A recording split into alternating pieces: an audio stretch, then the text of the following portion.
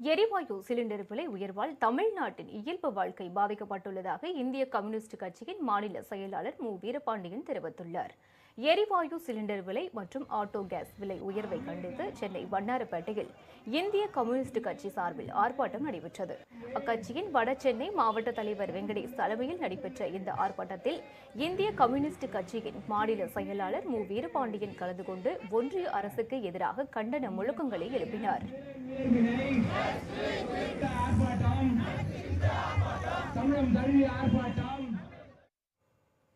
தொடர்ந்து செய்தியாளர்களிடம் பேசிய மு. வீரபாண்டியன், ஈரான், அமெரிக்க, இஸ்ரேல் போரை நிறுத்த வேண்டிய இந்தியா அமெரிக்காவையும் இஸ்ரேலையும் ஆதரிப்பது வெட்கக்கேடு என்று கடுமையாக சாடினார். தூண்டுகிற யுத்தத்தை நடத்துகிற அமெரிக்காவை தட்டுப்பாடுக்குள்ளாகிவிட்டது. இதற்கு காரணம் போர்.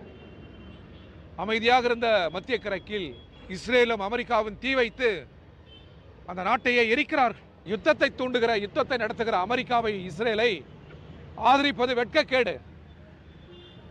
இந்தியா தனது அயலுறவு கொள்கையில் நின்று, அணிசரா வழியில் நின்று, நேரு வகுத்த அணிசரா கொள்கையில் நின்று யுத்தத்தை தணிக்க வேண்டும், யுத்தத்தை முடிவுக்கு கொண்டு வர வேண்டும்.